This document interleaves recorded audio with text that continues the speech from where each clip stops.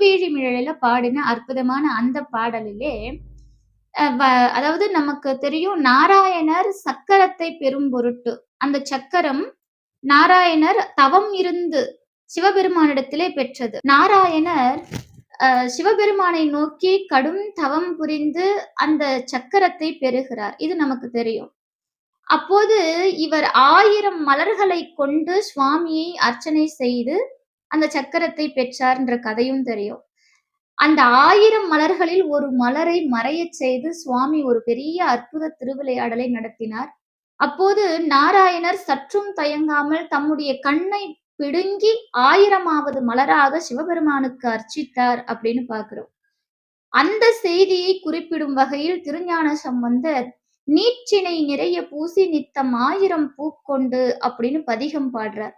நாராயணர் தம்முடைய நெற்றி முழுக்க திருநீறு பூசி 1000 மலர்களால் சுவாமியை அர்ச்சனை செய்து சக்கரத்தை பெற்றார் அப்படின்னு பாடுறார்.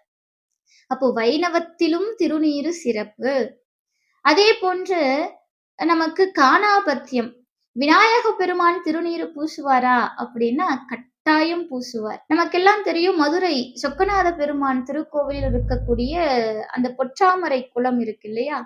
பொற்றாமரை குளத்தை ஒட்டி ஒரு பெரிய கல் தொட்டி இருக்கும். அந்த கல் தொட்டி முழுக்க திருநீர் இருக்கும்.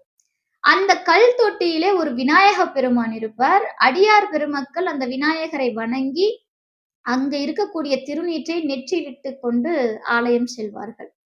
அது மட்டுமல்ல, திருக்கழுக்குன்றம் நால்வராலும் பாடப்பட்ட தலம் திருக்கழுக்குன்றம். அந்த திருக்கழுக்குன்றத்துல திருமணி அப்படிங்கிற ஒரு ஊர்ல பெரியாண்டவர் கோவில் ஒண்ணு இருக்கு. அங்க விபூதி விநாயகர் அப்படின்னு விநாயகருக்கு பெயரே விபூதி விநாயகர். அவருக்கு சதா விபூதி அபிஷேகம் நடைபெறும்.